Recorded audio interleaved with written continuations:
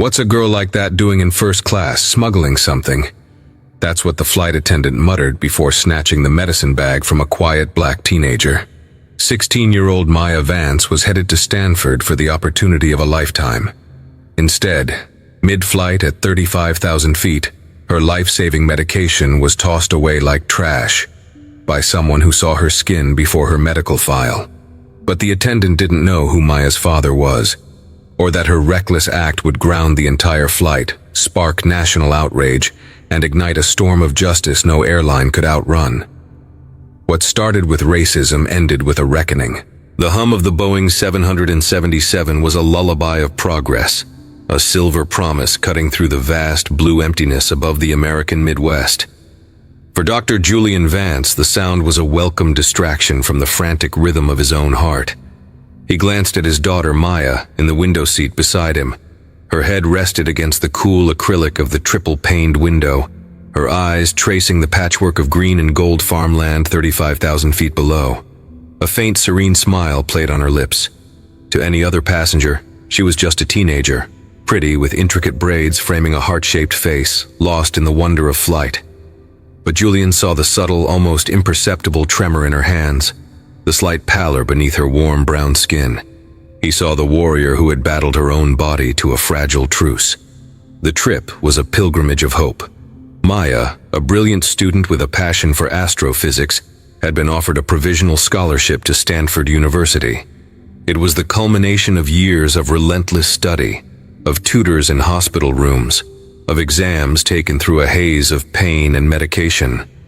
The condition, juvenile dermatomyositis, was a cruel thief, a rare autoimmune disease that caused chronic muscle inflammation and weakness.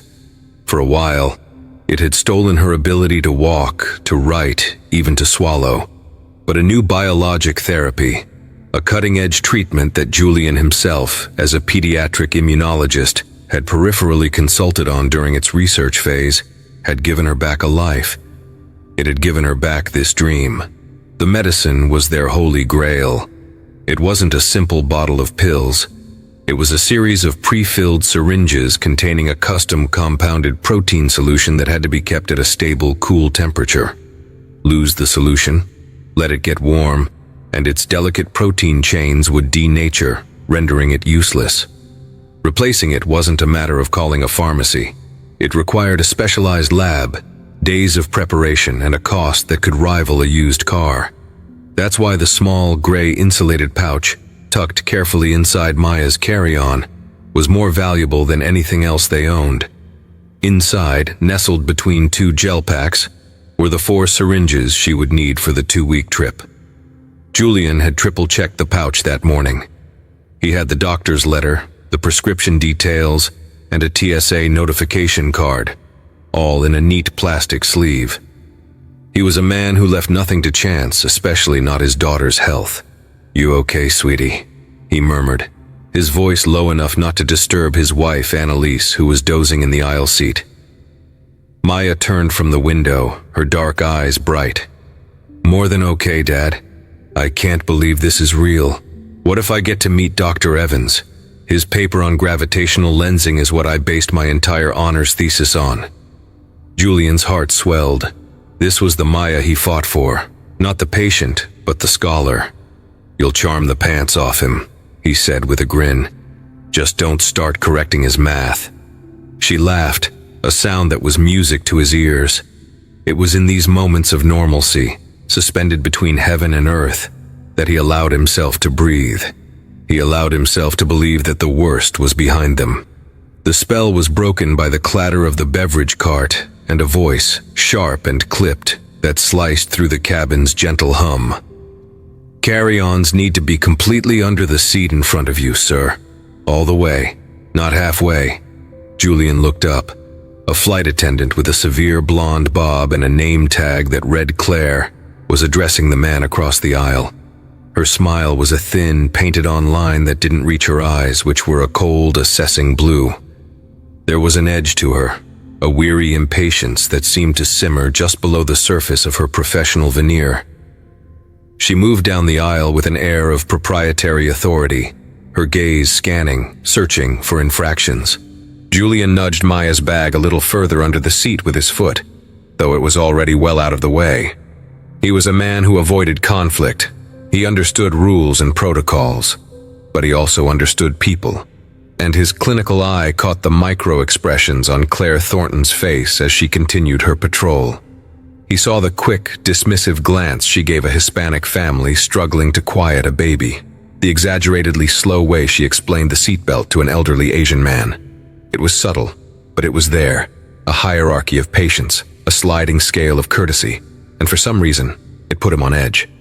An hour into the flight, Maya began to feel a familiar faint ache in her joints. It was the precursor, the body's early warning system. "Dad," she whispered, her brow furrowing slightly. "I think I need my afternoon dose a little early. The pressure change, maybe." "No problem," Julian said instantly, keeping his voice calm and reassuring. "We'll do it right after the service is done." As the beverage cart passed their row, Julian caught Claire's eye. "Excuse me, miss?" She stopped, her expression one of strained tolerance. "Yes? My daughter needs to take some medication. Would it be possible to get a cup of water, please?" Claire's eyes flickered from Julian to Maya, then to the carry-on bag at Maya's feet. "All passengers will be served in turn." "I understand that," Julian said, his tone still polite. "It's just a bit time-sensitive. We'd be very grateful." A flicker of something, annoyance, suspicion, crossed Claire's face. She sighed, a theatrical exhalation of burden, and poured a plastic cup of water from a large bottle, sloshing some onto the tray as she handed it over. "There. Thank you," Julian said, ignoring the rudeness. He helped Maya pull her carry-on onto her lap. She unzipped the front pocket and retrieved the gray insulated pouch. It was discreet, no larger than a paperback book. As Maya's fingers, still with that slight tremor, worked at the zipper of the pouch, Claire, who had only moved one row down, turned back. Her eyes narrowed, zeroing in on the bag. "What is that?" she demanded, her voice suddenly sharp, cutting through the conversations of nearby passengers. Maya flinched, startled by the sudden interrogation. It's my medicine pouch." Claire took a step back into their row, her body blocking the aisle. "Let me see it." It wasn't a request, it was an order. Julian felt a switch flip inside him. The calm, conflict-averse man receded, replaced by the fierce protector. "That won't be necessary," he said, his voice quiet but firm. "It's temperature-controlled medication for my daughter. I have all the required documentation right here if you'd like to see it." He gestured to the plastic sleeve in the seatback pocket. Claire ignored him completely. Her focus was entirely on Maya, who now looked frightened, the pouch clutched in her hands like a lifeline. "Ma'am, I need to inspect that bag," Claire insisted, her voice rising in pitch and volume. "We have strict policies about liquids and unknown substances on board. You should have declared this." "It was declared," Julian countered, his own voice hardening. "It was cleared by the TSA. It's a medical necessity. You are not authorized to inspect it." He knew the regulations. He had studied them. But Claire was operating on a different set of rules, ones written by her own biases. Her eyes raked over Maya, a young black girl with what, to an untrained and suspicious eye, could be seen as a secret pouch. In Claire's world, this equation added up to a threat. "Sir, if you don't cooperate, I will have to involve the captain," she snapped, her face flushing with anger. "I am responsible for the safety of this flight." Before Julian could respond, before he could present the paperwork that would dismantle her entire premise, Claire did the unthinkable. She reached down, her movements swift and aggressive, and snatched the gray pouch from Maya's trembling hands. "Hey!" Maya cried out, a sound of pure shock and violation. "I'll be taking this," Claire said, her voice triumphant. She held the bag up as if it were contraband, a trophy from a drug bust. "We'll see what the captain has to say about this." She turned on her heel and marched toward the front of the plane, leaving a stunned silence in her wake. Julian, Annalise, and Maya sat frozen for a second, the violation hanging in the air between them. The low hum of the engine suddenly sounded menacing. The fragile hope that had filled their little section of the cabin had been shattered, and in its place, a cold, terrifying dread began to pool. The battle for Maya's health, a fight they thought they were winning, had just been reignited at 35,000 feet by a woman with a little bit of power and a whole lot of prejudice. The world seemed to shrink to the space between rows 14 and 15. The ambient noise of the cabin, the coughs, the clicks of laptops, the murmur of conversation, faded into a dull roar in Julian's ears. His entire consciousness was focused on the retreating back of the flight attendant, Claire Thornton, as she disappeared through the curtain into the galley, clutching his daughter's life in her hand. "Julian, what just happened?" Annalise's voice was a sharp whisper, her sleep-fogged mind trying to catch up to the aggression they had just witnessed. She reached over, her hand finding Maya's. Maya was trembling, her eyes wide and fixed on the galley curtain shimmering with unshed tears. "She took it," Maya whispered, her voice cracking. "She just took it." Rage, cold and pure, surged through Julian. It was a feeling he rarely experienced. His life was one of control, of measured responses and careful calculations. But the sight of his daughter's fear, and the sheer baseless audacity of the flight attendant's actions, bypassed all his internal governors. Yet he knew that losing his temper would only validate Claire's narrative. They would paint him as the angry black man, aggressive and non-compliant. He had to be smarter. He had to be colder. He unbuckled his seatbelt. "Stay here," he said to Annalise and Maya, his voice a low, steady command that belied the storm inside him. "I'm going to get it back." As he stood up, a hand gently touched his arm. It was the man from across the aisle, the one Claire had admonished earlier. He was a middle-aged white man with kind eyes and a weary expression. "Be careful, man," he said softly. "She's on a power trip. I saw the whole thing. It was out of line." Julian gave him a curt, appreciative nod. "I know." He walked toward the front of the plane, his long strides purposeful. Each step was a battle against the urge to run, to shout, to tear the curtain aside. He could feel the eyes of other passengers on him. He was no longer Dr. Vance, devoted father and respected immunologist. He was a large black man walking with intent toward the cockpit, and he was acutely aware of how that could be perceived. He paused at the galley curtain, took a deep, centering breath, and pushed it aside. The scene in the galley was worse than he could have imagined. Claire was standing with another older flight attendant, the lead judging by her uniform.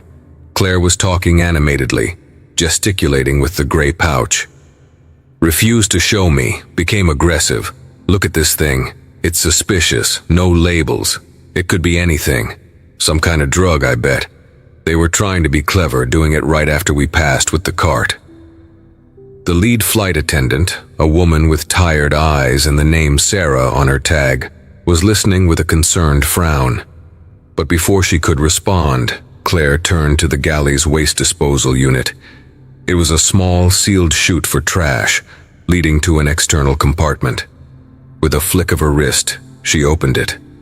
The next few seconds stretched into an eternity for Julian. It was like watching a car crash in slow motion. He saw her intention, the self-satisfied glint in her eye. "No!" Julian's voice boomed in the confined space. He lunged forward, but it was too late. Claire, with a final, contemptuous look at the pouch, dropped it into the chute. There was a faint metallic clink as it fell away, then silence. The medicine was gone. The air left Julian's lungs. The rage he had so carefully contained evaporated, replaced by a hollow, sickening dread. It wasn't just a bag. It was 4 syringes of a custom biologic. It was $18,000 worth of irreplaceable, life-sustaining treatment. It was Maya's mobility, her health, her dream of Stanford, all just ejected from the aircraft into the void. Claire turned, a smug look of finality on her face. "It's disposed of, per FAA protocol for unidentified, potentially hazardous substances." Julian stared at her. He felt a strange, unnerving calm settle over him. It was the calm of absolute certainty, the calm of a man who had just seen his enemy cross a line from which there was no return. "What have you done?" he said, his voice barely a whisper, but carrying the weight of 1,000 storms. The lead flight attendant, Sarah, now looked horrified. Her eyes darted from Julian's ashen face to Claire's defiant one. "Claire, you didn't just... you threw it out?" "I followed procedure," Claire insisted, though a flicker of uncertainty now touched her features. The sheer raw devastation on Julian's face was clearly not the reaction she had expected from a busted drug mule. "You followed nothing," Julian said, his voice gaining strength. "You followed your own ignorant, prejudiced assumptions. You have just in the last 10 seconds committed an act of such profound negligence that you cannot possibly comprehend its consequences." He pulled his phone from his pocket, his hands moving with practiced speed. He brought up the PDF of the doctor's letter, the prescription, the chemical breakdown of the biologic, the TSA notification card. He held the screen up to Sarah's face. "This," he said, his voice shaking with controlled fury, "is what you just threw away. That was my 16-year-old daughter's medication for juvenile dermatomyositis, a temperature-sensitive biologic. Without it, she will relapse. Within 48 hours, she will experience severe muscle inflammation, debilitating pain, and progressive weakness. Within a week, she could be back in a wheelchair. You didn't dispose of a substance. You disposed of her future." Sarah's face went pale as she scanned the document. She looked from the phone to Julian, then to Claire, her expression a mask of dawning horror. "Oh my God, Claire." Claire's smugness had vanished, replaced by a pasty, defensive fear. "He didn't show me that. He was aggressive. He refused to cooperate." "I tried to show you," Julian roared, the last of his control finally snapping. "I told you I had documentation. You weren't interested in documentation. You were interested in exercising your pathetic, fleeting authority over a child. You saw a black family, you saw a mysterious bag, and you wrote a whole story in your head. And you chose to act on that disgusting little story instead of your training." He took a step closer, his height and sheer presence dominating the small space. "I am Dr. Julian Vance. I am a pediatric immunologist at Johns Hopkins. I have consulted on the very clinical trials that developed that drug. I know the protocols for its transport better than you know the safety instructions on this aircraft, and you, in your infinite wisdom, have just actively endangered a child under my care." He turned his burning gaze back to Sarah. "I need to speak to the captain, right now, and I need you to retrieve that bag." Sarah wrung her hands, her professional composure completely gone. "We can't. I mean, the disposal chute, it's external. It's gone. It's not like the trash on the plane. It's gone." The finality of it hit Julian again, a physical blow. Gone. He leaned a hand against the wall of the galley, the world tilting slightly on its axis. He could feel the vibrations of the engines through the frame of the plane, a cruel reminder that they were still hurtling forward, away from any possibility of retrieval, away from any source of help. He had never felt so powerless, but in that powerlessness a new resolve began to form, hard and sharp as a diamond. They had taken his daughter's health and thrown it away with the trash. They thought this was over. He straightened up, his eyes locking with Claire Thornton's. The fear in her eyes was now palpable, but it gave him no satisfaction. All he felt was a grim, chilling purpose. "Okay," he said, the word hanging in the air, heavy with unspoken threat. "Okay, you can't get it back, but you're going to land this plane." Sarah shook her head. "Sir, we can't just divert the flight." "You're not listening," Julian said, his voice dropping to a deadly calm. "I'm not asking you to divert. I'm telling you what's going to happen next. You have created a medical emergency on this aircraft, and I am going to hold every single one of you accountable. Now get your captain." He turned and walked back through the curtain, leaving the two flight attendants in the wreckage of their actions. The passengers who had overheard the confrontation stared at him, their faces a mixture of curiosity, sympathy, and alarm. He ignored them all. He sat down next to Maya, who was now crying silently, her face buried in Annalise's shoulder. He took her hand. It felt cold. "It's going to be okay, Maya," he lied. He had no idea if it would be okay. Daddy's going to fix this. But as he looked out the window at the indifferent blue sky, he knew this was a different kind of fix. It wasn't about medicine anymore. It was about justice. The flight attendant had made her move. Now it was his turn, and he would not be gentle. The walk back to his seat was the longest of Julian's life. Every pair of eyes felt like an accusation, a question.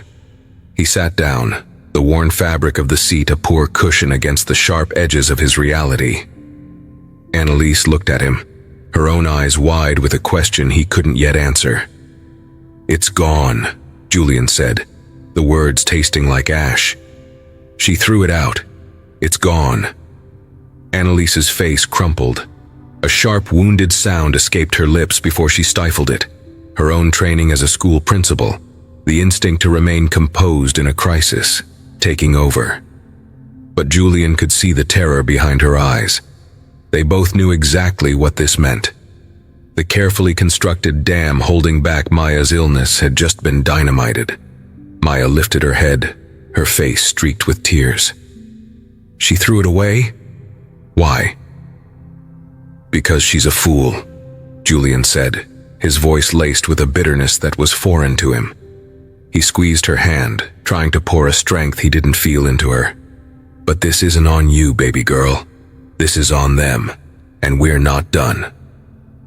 Minutes later, the lead flight attendant, Sarah, appeared at their row. Her face was pale, her professional smile gone, replaced by a tight, nervous mask. Beside her stood a man in a crisp white pilot shirt, his shoulders adorned with 4 gold stripes. Captain Michael Corrigan. He had the kind of square-jawed, impassive face that was meant to inspire confidence. But today, it looked merely weary and annoyed. "Dr. Vance," the captain began, his voice a low baritone designed not to carry. "My lead attendant tells me there's been a misunderstanding." Julian felt a fresh surge of anger at the word. A misunderstanding, as if this were a dispute over a meal choice. "Captain," Julian said, keeping his voice level and precise, "there has been no misunderstanding. Your flight attendant, Claire Thornton, illegally confiscated my daughter's medically essential temperature-sensitive medication. She ignored my attempts to provide federal and medical documentation, and then she willfully destroyed it by disposing of it via an external waste chute. That is not a misunderstanding. That is a series of deliberate, negligent, and discriminatory actions that have placed my child in medical jeopardy." Captain Corrigan's eyes flickered with impatience. He was a man accustomed to being in charge, to his word being final. He was a pilot, not a mediator. His job was to get the aluminum tube from point A to point B on time. This was a complication. "I understand you're upset," Corrigan said, his tone condescendingly placating. "Claire has given me her report. She states you were non-compliant and the nature of the item was unclear. Our flight attendants are trained to prioritize the safety and security of the aircraft above all else." "The safety of the aircraft?" Julian shot back, disbelief coloring his words. "From what? A 16-year-old girl with an autoimmune disease? Her medication posed as much of a threat to this aircraft as my eyeglasses. Your flight attendant wasn't prioritizing safety. She was indulging a prejudice, and in doing so, she has created a far more tangible danger." "We can't just take every passenger's word for what's in their bag," the captain countered, crossing his arms. He was digging in, siding with his crew. It was the classic corporate playbook, circle the wagons. "Which is why," Julian said, his patience fraying into sharp, angry strands, "I have the documentation, which she refused to look at. Would you like to see it, Captain? Or is protocol only important when it's convenient for you?" He thrust his phone, still displaying the medical letter, toward Corrigan. The captain gave it a cursory, dismissive glance, his eyes barely scanning the text. "Look, Doctor, I'm sorry for the situation, but the item is gone. There's nothing I can do about that now. We're 2 hours from landing in San Francisco. I'm sure you can get a prescription filled once we're on the ground." The ignorance of the statement was breathtaking.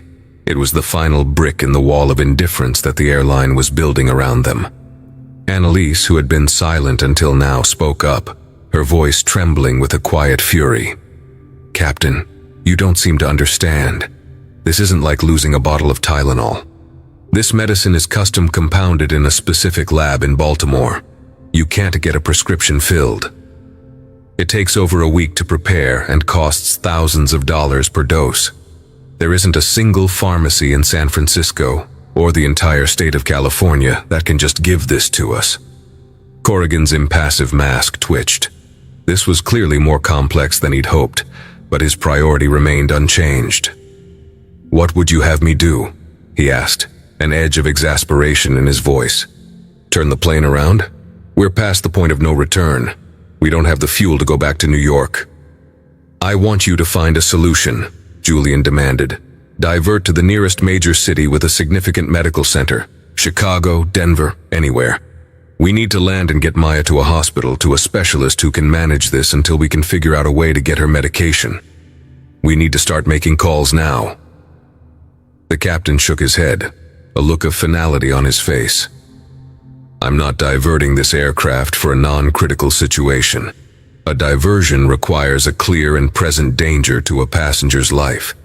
Based on what you're telling me, your daughter is stable now. We will continue to San Francisco as planned. Our ground crew can assist you there." It was a stonewall, a complete and utter refusal to acknowledge the emergency they had created. To him, Maya was not a person, but a problem. Her potential suffering hours from now was an abstract concept, less real than his flight schedule and the paperwork a diversion would cause. Julian stared at him, a cold realization dawning. They didn't care.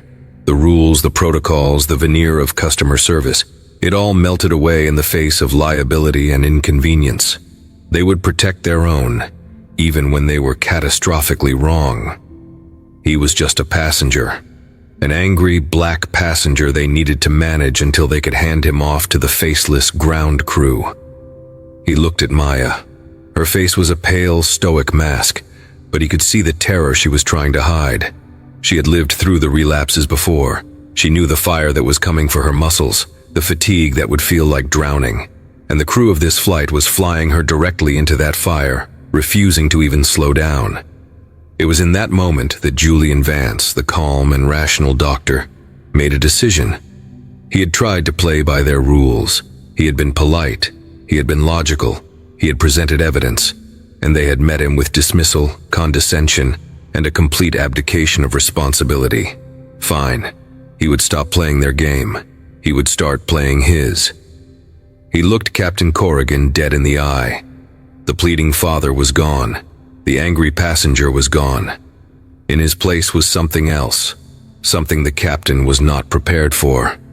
"Captain Corrigan," Julian said, his voice dropping to a near whisper, yet carrying an unnerving weight of authority that made the pilot instinctively straighten up. "Let me be perfectly clear, so there are no more misunderstandings. You have two options before you. Option 1. You contact your dispatcher, you declare a medical situation, and you divert this plane to the nearest suitable airport. We will handle it from there." He paused, letting the silence hang in the air. "Option 2, he continued, his gaze unwavering, "is that I will be forced to use the regulations against you. Right now, as her physician and her legal guardian, I am declaring my daughter, a passenger on this aircraft, medically unfit for continued flight due to the actions of your crew. I'm formally notifying you, the pilot in command, that you are knowingly transporting a passenger toward a predictable and preventable medical crisis. A crisis your airline is solely responsible for." He leaned forward slightly.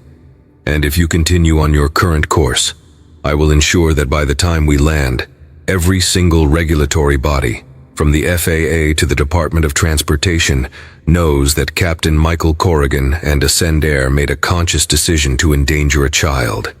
And I will use every ounce of my resources, both legal and medical, to ensure this becomes the defining moment of your career and your airline's reputation."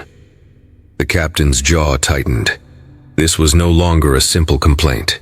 This was a direct, articulate threat, wrapped in the language of liability and regulation. Julian wasn't just an angry father anymore. He was a highly intelligent, formidable opponent who knew the rules as well as they did. Before Corrigan could respond, a new voice joined the conversation. A young woman in seat 16C, who had been quietly observing the entire exchange, held up her phone. "Just so you know, Captain," she said, her voice clear and steady, "I've been live streaming this conversation for the past 5 minutes, and about 80,000 people are watching it with me." The young woman's words dropped into the tense standoff like a lit match into a puddle of jet fuel. 80,000 people. Captain Corrigan's head snapped toward her, his eyes widening in disbelief. The woman, who looked to be in her early 20s, with bright pink hair and a nose ring, simply stared back, her phone held steady. Her screen name, visible on the stream, was Justice Jessa. "You're recording?" Sarah, the lead flight attendant, stammered, looking horrified. "Live streaming," Jessa corrected her calmly. "There's a difference. It's not a recording I can delete. It's out there, right now. The comments are, well, you can probably imagine." Julian felt a flicker of something he hadn't expected. Leverage. The private battle in aisle 14 had just gone public in the most explosive way possible. The airline's carefully constructed wall of indifference was being broadcast in real time to a massive, unseen audience. Captain Corrigan's face, which had been a mask of stoic annoyance, was now a canvas of barely suppressed panic. This had escalated beyond his control. This was no longer an internal issue to be managed and buried with a voucher and a non-disclosure agreement. This was a full-blown viral public relations disaster unfolding at 35,000 feet. "Turn that off," he commanded, pointing a finger at Jessa. "It is against federal regulations to record crew members without their consent." "Actually, it's not," Jessa replied, her voice unshaken. "FAA regulations prohibit interference with a flight crew's duties, but there's no specific federal law against recording on a plane, as long as I'm not being disruptive. And I'm just sitting in my seat. Besides, multiple state laws, including California where we're headed, are one-party consent states for recording conversations in public spaces where there's no reasonable expectation of privacy. I'd argue a confrontation in the middle of an airplane cabin qualifies." Julian almost smiled. The captain had just brought a knife to a gunfight, and the vlogger had just revealed she was armed with a law degree, or at least a very well-researched understanding of her rights. Corrigan was speechless. He looked from Jessa's phone to Julian's stony face, then back to his lead attendant. He was trapped. Every word he said was being judged by tens of thousands of people. Every second he delayed made him look more callous, more incompetent. Julian decided to press his advantage. He would not be distracted by the sideshow, however helpful. He recentered the issue on what mattered. "The live stream is irrelevant to the core issue, Captain," Julian said, his voice cutting through the captain's paralysis. "You are the pilot in command. The decision rests with you. You have a passenger on board who is now without her life-sustaining medication because of your crew. You have been formally notified of this fact. Her condition will deteriorate. That is a medical certainty. Continuing to your scheduled destination is an act of willful negligence. That is a legal certainty. What is your decision?" He had laid the trap perfectly. By formally declaring Maya unfit to fly, he had shifted the legal burden squarely onto the captain's shoulders. If Corrigan continued, and Maya had a severe relapse upon landing, or worse, during the descent, the captain and the airline would be unequivocally liable. The NTSB and FAA investigations would be brutal. The fact that he was warned on camera and now on a live stream would be indefensible. His career would be over. Corrigan stared at Julian, the gold stripes on his shoulders seeming to weigh him down. He was no longer a commander. He was a man on a ledge with a long way to fall. He opened his mouth, then closed it. He looked toward the cockpit, as if the answers were on his instrument panel. Finally, he turned to Sarah. "Get on the horn with dispatch," he said through gritted teeth, his voice a low, defeated growl. "Advise them we have a passenger medical situation requiring a priority landing. Find the nearest suitable airport. Tell them we're diverting to Denver." Relief, sharp and overwhelming, washed over Julian. It wasn't a victory, not yet, but it was a retreat from the brink. Annalise let out a shaky breath beside him, her hand gripping his arm tightly. The captain gave Julian one last venomous look. "We will be met by ground security and paramedics at the gate, Doctor. There will be a full inquiry." "I welcome it," Julian said quietly. "I'd suggest you have your union representative on speed dial." As the captain and Sarah hurried back to the front of the plane, a new sound filled the cabin. The captain's voice over the PA system. "Ladies and gentlemen, this is your captain speaking. Due to an unforeseen passenger medical issue, we will be diverting our flight and landing at Denver International Airport. We understand this is a significant disruption to your travel plans, and we sincerely apologize for the inconvenience. Our ground staff in Denver will have more information regarding rebooking. Flight attendants, please prepare the cabin for landing." A wave of groans and frustrated murmurs rippled through the aircraft.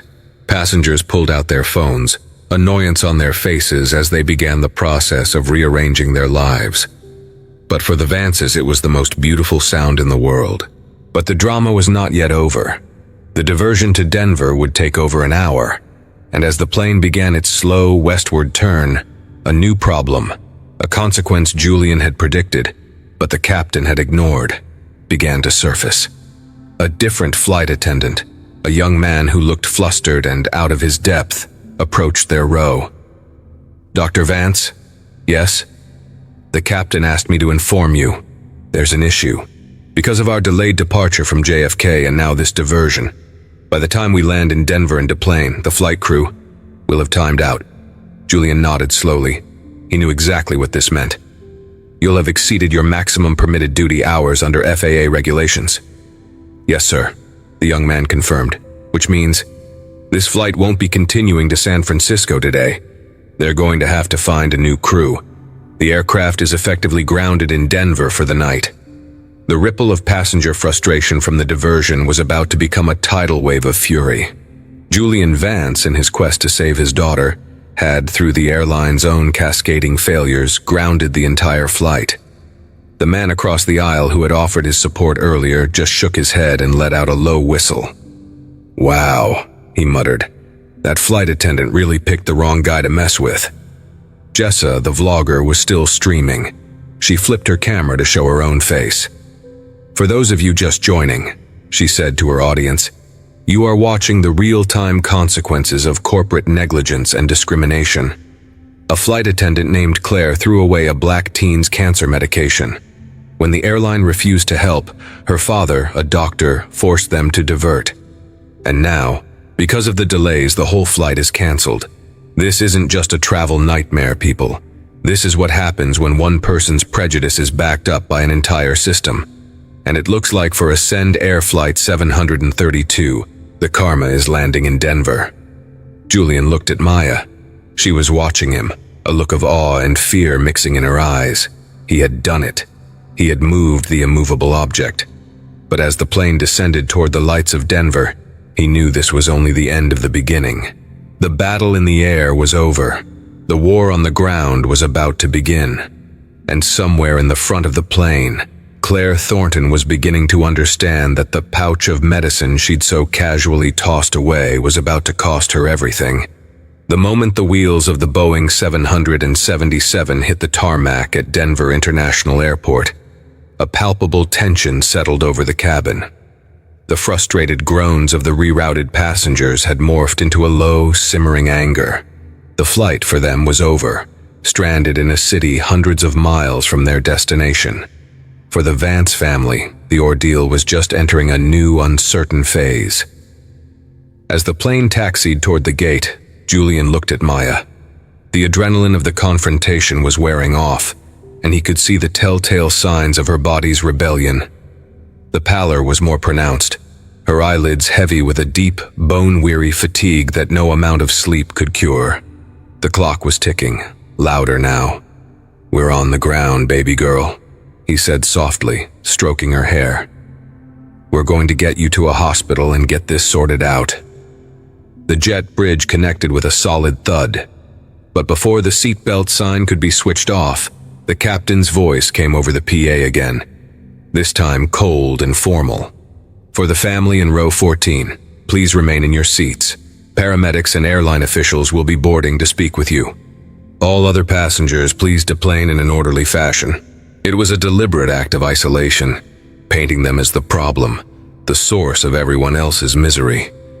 As the other passengers began to file out, a torrent of angry looks and muttered comments were directed their way. "Thanks a lot," one man grumbled. "I'm missing my brother's wedding."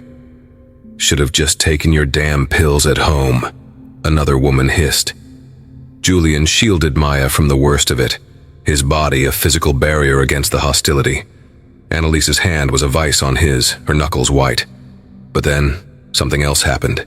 Jessa, the vlogger, paused as she passed their row. "I'm staying," she said quietly. "My stream is still live. The world needs to see how they treat you on the ground, too." The man from across the aisle also stopped. "I gave my statement to the lead attendant," he said to Julian. "Told her I saw the whole thing, that your family was calm and she was the aggressor. My name is Robert Pinsky. I'm a lawyer. Here's my card. If they give you any trouble, you call me. No charge." Julian took the card, speechless for a moment. "Thank you," he managed, his voice thick with emotion.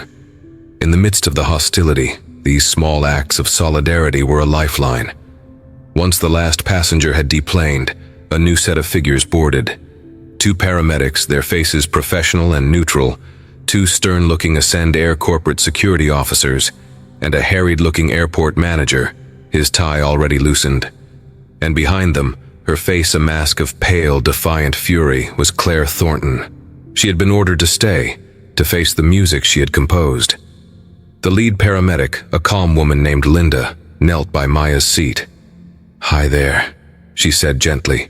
"I hear you're not feeling well. Can you tell me what's going on?" While Annalise and Maya spoke with the paramedics, Julian stood to confront the officials. The airport manager, a man named Henderson, stepped forward.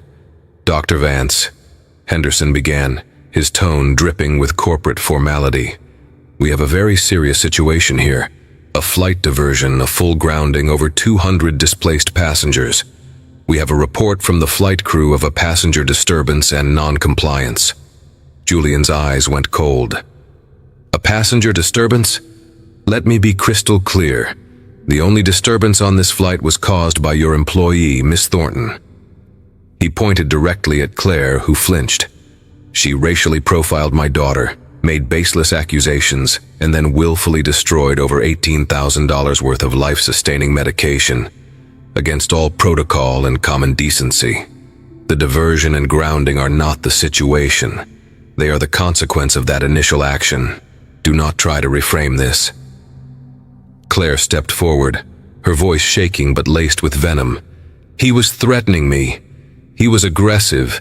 He and his daughter. They had a suspicious package." "A suspicious package?" Julian interrupted, his voice booming in the quiet cabin. He held up Robert Pinsky's card. "There was another passenger, a witness, a lawyer who has already given a statement to your lead attendant that we were calm and you were the aggressor. There is a live stream video of the latter part of our conversation with the captain viewed by, at last count, over 100,000 people. That corroborates my story. So I suggest, Miss Thornton, that you stop lying." At the mention of the live stream, Henderson and the security officers exchanged a panicked look. This was clearly news to them, and it changed the entire calculus of the situation. They were no longer just managing a disgruntled passenger. They were performing on a global stage. Henderson's entire demeanor shifted. The aggressive formality melted away, replaced by a desperate attempt at damage control. Okay, let's all just take a step back. Dr. Vance, our primary concern right now is your daughter's well-being. My daughter's well-being should have been your primary concern 3 hours ago, Julian retorted. Right now, my primary concern is getting her to the University of Colorado Hospital. Their rheumatology department is one of the best in the country. Your airline will be providing a private medical transport to get us there. You will also be booking us a suite at a hotel near the hospital for an indefinite period. And you will be covering every single cent of the medical bills we are about to incur because of your employees' actions. That is the bare minimum of what you will do, and it is non-negotiable." Henderson looked like he'd been slapped. He started to stammer about policy and procedure, but Julian cut him off. "There is no policy for this," Julian said. "You are in uncharted territory, and believe me, you do not want me as your navigator. Make the arrangements." Defeated, Henderson nodded and furiously began typing on his phone. The paramedic, Linda, stood up. "Dr. Vance, your daughter is stable, but her blood pressure is elevated and her heart rate is tachycardic. Given her condition and the missing medication, I agree she needs to be taken for immediate evaluation." As the paramedics prepared to help Maya into a transport chair, Julian turned his attention one last time to Claire Thornton. She stood there, isolated, watching her career and her life unravel. The corporate security officers were now looking at her not as a crew member to be protected, but as a liability to be contained. She looked at Julian, her eyes pleading for a scrap of understanding. "I have a son," she whispered, so softly only he could hear. He had a problem with drugs. I saw the bag, and I thought." Julian looked at her, and for a fleeting moment, he felt a sliver of something other than rage. He saw a person whose own past trauma had become a lens, distorting the world into a landscape of threats. But that sliver of empathy was instantly incinerated by the image of Maya's frightened face. "Your trauma is not my daughter's burden," he said, his voice devoid of all emotion. "You didn't see a threat. You saw a target. You saw what you wanted to see, what your prejudice allowed you to see. And you chose to act on it. You didn't ask questions. You didn't verify. You didn't de-escalate. You accused, you confiscated, and you destroyed. Whatever happens to you now, Claire, you have earned it. Every last bit of it." He turned his back on her and walked over to Maya, who was now being gently wheeled toward the jet bridge. Annalise was beside her, holding her hand. At the end of the jet bridge, as they entered the terminal, they were met by a sight that stunned them. A small crowd had gathered. Jessa was there, still streaming. But there were also airport employees, other passengers from their flight who had seen the stream, and even a local news crew that had been alerted. And as Maya was wheeled through, they didn't see a problem or a disruption. They saw a young girl, a victim, and they began to applaud.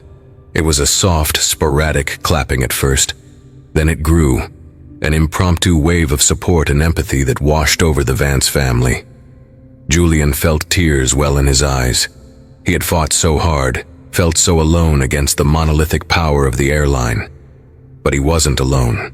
The system was powerful, but it wasn't impenetrable. The truth, amplified by 100,000 voices, could still break through. As they were escorted toward the exit, Julian glanced back at the window overlooking Gate B-52. He could see Claire Thornton being led away by the corporate security officers, her face ashen. Her reckoning had begun. But Julian knew the real karma wasn't just about her downfall. It was about building something new from the wreckage. The fight was far from over. 6 months later, the world was a different place for everyone involved in Ascend Air Flight 732. The crisp autumn of Denver had given way to the biting winds of a Baltimore winter. But for the Vance family, a new season of life had begun. The aftermath had been a whirlwind.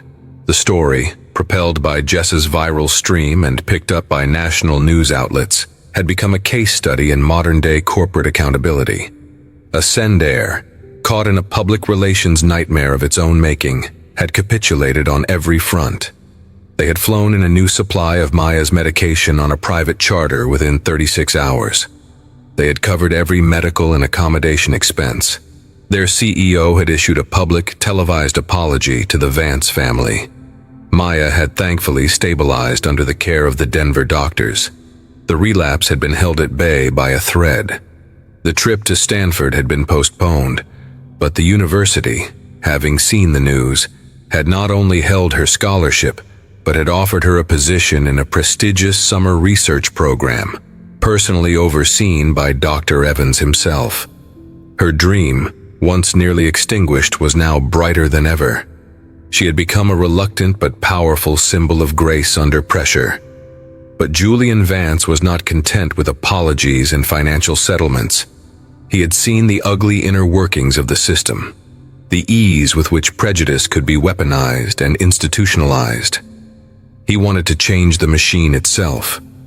With the pro bono help of Robert Pinsky and a team of civil rights lawyers who had reached out after seeing the story, Julian and Annalise launched a landmark lawsuit against Attendant.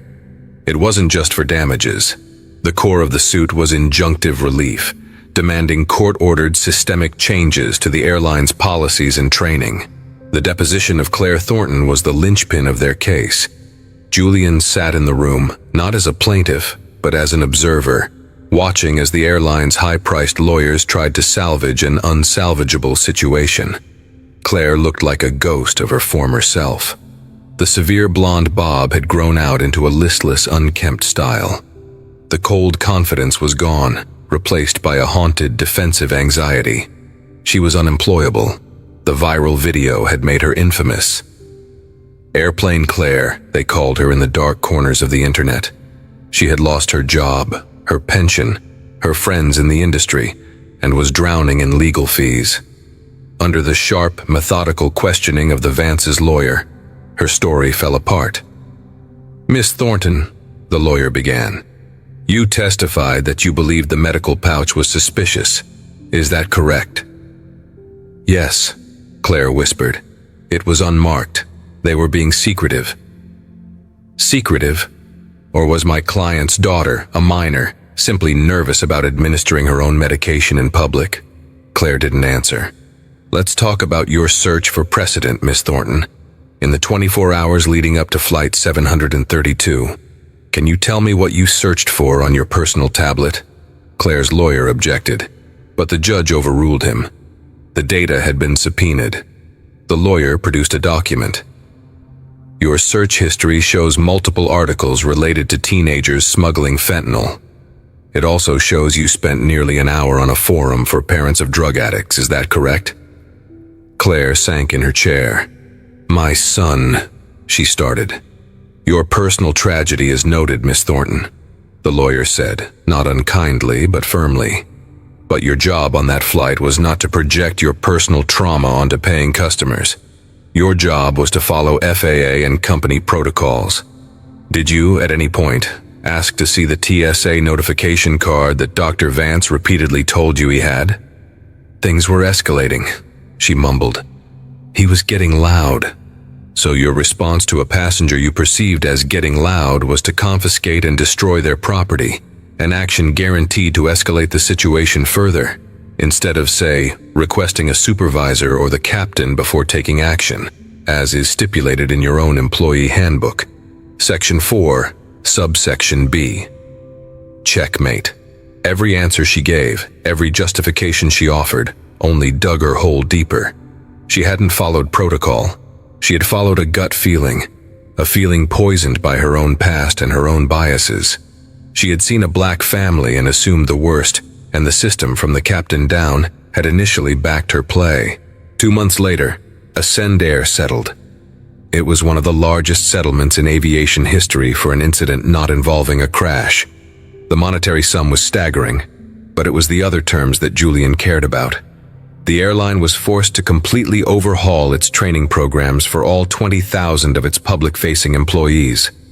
The new program, named the Maya Vance Protocol, was a mandatory multi-day course on disability awareness, handling of medical devices and medication, de-escalation techniques, and most importantly, implicit bias recognition.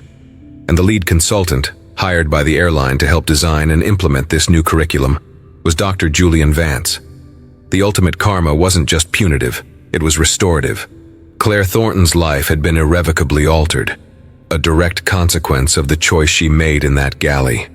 She had become a cautionary tale, a symbol of prejudice's high cost. Her name was now synonymous with disgrace. She had lost everything she valued, a painful, unrelenting echo of the future she had tried to steal from Maya. But for the Vances, the outcome was transformative. They used a significant portion of the settlement to establish the Maya's Wings Foundation, a nonprofit dedicated to providing financial and logistical support, to families of children with rare autoimmune diseases, helping them with the staggering cost of medications and travel for treatment. The story, which had started with an act of baseless cruelty, had ended with a legacy of hope. The hard karma that had hit Claire Thornton wasn't just a personal downfall. It was the seismic shockwave that had cleared the way for systemic change, ensuring that countless other Mayas on countless other flights would never have to endure what she did. Justice hadn't just been served, it had been used as a foundation to build something better. That single terrifying moment on Flight 732, the clash of prejudice and principle at 35,000 feet, ended not just with one person's downfall, but with a ripple effect of change that no one could have predicted. It's a stark reminder that the actions of one person, when backed by a silent system, can cause untold damage. But it's also a powerful testament to the fact that one family, armed with truth, intelligence, and an unbreakable will, can bring that very system to its knees. The story of the Vances and Claire Thornton is more than just drama. It's a lesson in accountability. It shows that karma isn't always a mystical force. Sometimes it's a legal brief, a viral video, and a fundamental shift in policy that ensures such an injustice can never happen again. If this story moved you, please hit that like button, share it with someone who needs to hear it, and subscribe to our channel for more real-life dramas that expose the truth. Your support helps us continue to tell these important stories. Thank you for watching.